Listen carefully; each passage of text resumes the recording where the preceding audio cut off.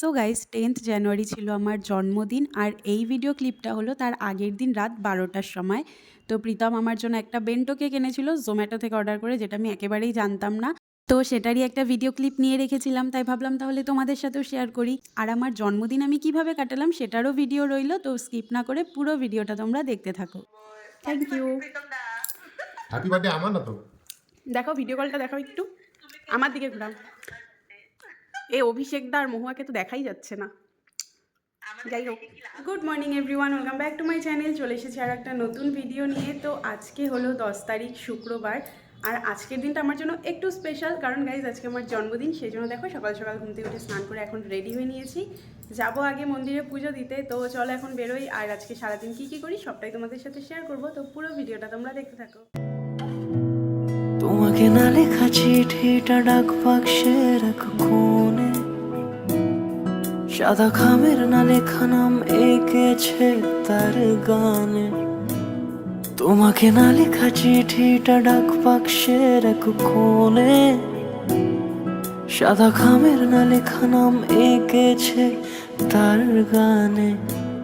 সেই চিঠি যত লেখা থাকে একা একা, সেই গানের না শোনা সুর আঁকা একা একা, ছুঁয়ে যায় তবু কখন এসে।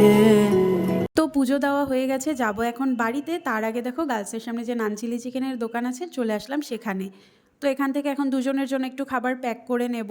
আর আগে তো এখানে রাস্তায় দাঁড়িয়ে খেতে দিত, তবে এখন সেটা বন্ধ। তোর দোকানের ভেতরেই একটু জায়গা আছে, সেখানেই দাঁড়িয়ে খেতে হয়। আর যতক্ষণ দোকানটা খোলা থাকে এখানে ততক্ষণই তো প্রচণ্ড ভিড় থাকে, সেই জন্য প্যাক করে নিয়ে চলে আসলাম সোজা বাড়িতে। তো দুজনে এখন খেয়ে নেব, তারপরে যাবে প্রীতম বাজারে, কারণ রাতে ওই বাড়িতে একটু ডিনারের ব্যবস্থা করা হয়েছে।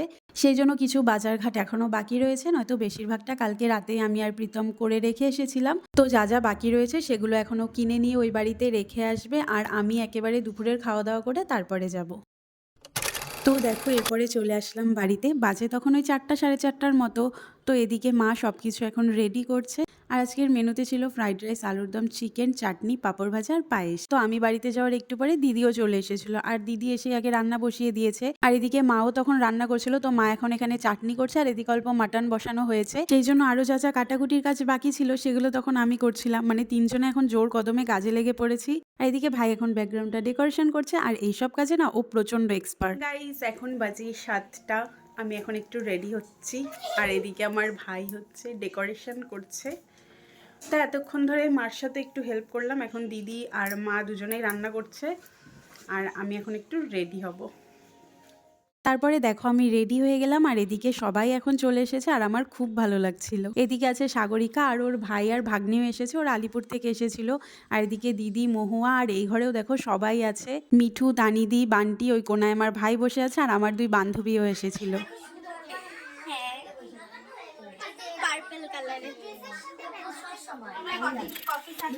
গরম দেখুন আর এমনি খাইতে না আসে খাবি না ওই তো নট চাল ওরা বুড়া খাবি না ও কপি জল খাওয়াতে তো জানা পাচ্ছি না আমার।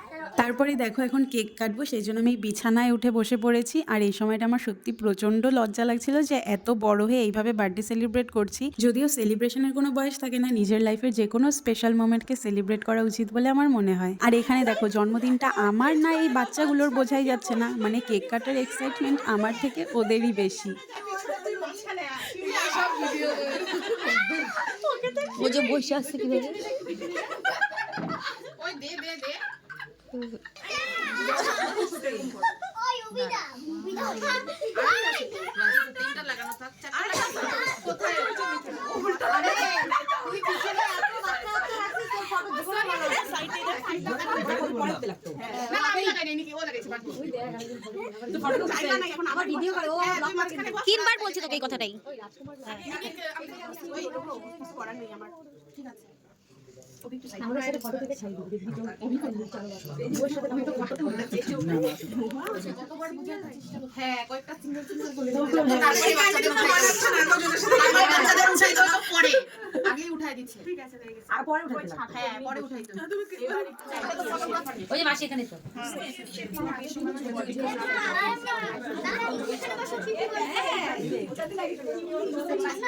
বিয়ে বাড়ির ক্যামেরাম্যান।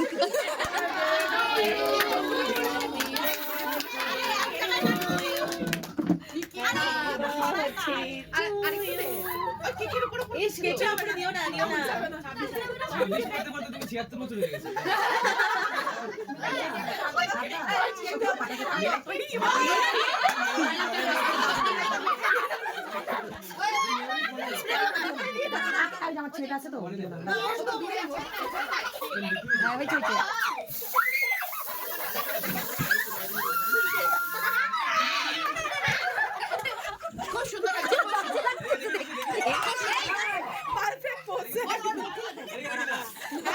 খুব সুন্দর ফটো আসছে। হ্যাঁ সত্যি ভালো লাগতেছে, সত্যি ভালো লাগতেছে।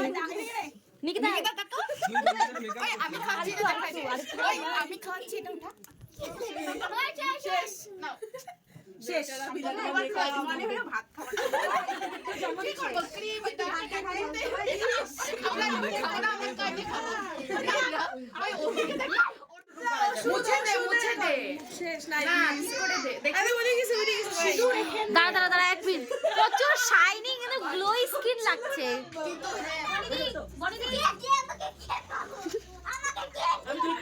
ও ভেরি নাইস। গাইস আমি শপিং করে আসলাম। আচ্ছা গিফট এখন আনবক্সিং করব। আমার বার্থডে মানে কিন্তু তুমি চিনতে পারবে না। হ্যাঁ পারফিউম। আচ্ছা খুলো একটু দেখি পারফিউম আবার কি হ্যাঁ দেখো? একটু না এটা আমি ফ্রেগরেন্স জানি, এটা আমি এই যে দুর্গাপূজার আগে জুডিওতে গেছিলাম, দিছিলাম। দেখি তো, দেখি না নিকিতা, এমন করিস কেন ভাই? ওটাই তো আনবক্সিং মানে কি শুধু প্যাকেট দেখানো কিপটা কি ছিঁড়েই ফেললো। বাপরে কত ভাবে যন্ত্র। হ্যাঁ এরকমই একটু ওই সুন্দর তো প্যাকেজ দাও একটু নিজে কাগজ দেখে আমরা দেখি আবার একবার ক্যামেরায় রাখেন। Very nice this is pant. Really এটা প্যান্ট আমি জানতে এগুলো হ্যাঁ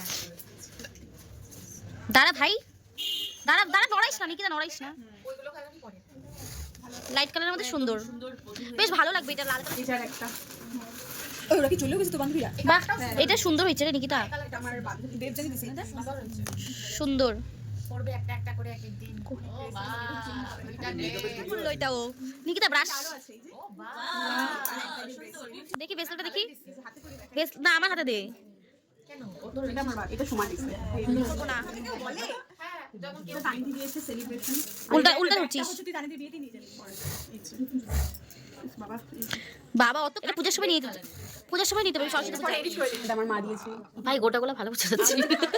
কেন পোটার নাই এটা না ওটা পড়িনি। ও মানে পর দেখাই দিস। কোনটা কোনটা ওর সিঁড়ি তো খুললি কেন? আর এখন প্রায় 11টা সাড়ে 11টার মতো বাজে। অনেকে খাওয়া দাওয়া করে চলে গেছে, যেমন মহুয়া, অভিষেক দা, তানিদি, সৈকতদার মা বাবা আর আমার শ্বশুর শাশুড়ি মানে প্রীতমের মা বাবাও এসেছিল, তবে সেগুলোর আর ঠিক করে ভিডিও করা হয়নি। আর এদিকে এখন সাগরিকা, সম্পাদি ওরা খেতে বসেছে। ওদের হয়ে গেলে তারপরে আমি, মা, কাকিমণি, দিদি আমরাও খেয়ে নেব। তো আমাদের সবার এখন খাওয়া দাওয়া হয়ে গেছে, বাকি ছেলেগুলো এখন খেতে বসেছে। ওরা নিজেদের মতো একা একা নিয়ে খাচ্ছে, কি করছে ওরাই জানে। যাই হোক, চলো এই ভিডিওটা এখানেই শেষ করছি। ভালো লাগলে লাইক কমেন্ট করো আর প্লিজ চ্যানেলটা সাবস্ক্রাইব করে দিও। দেখা হচ্ছে পরের ভিডিওতে। আমরা ওয়েট করতেছি বেটাদের কখন খাওয়া হবে। সত্যি সব কয়টা এক জায়গায় হইলে আর তো তুই তো ফাট করে তখন বললি তোমাদের বাড়ি আর আসবো না, দেরি হয়, দেখতেই তো বাবা জন্য এত দেরি। দেরি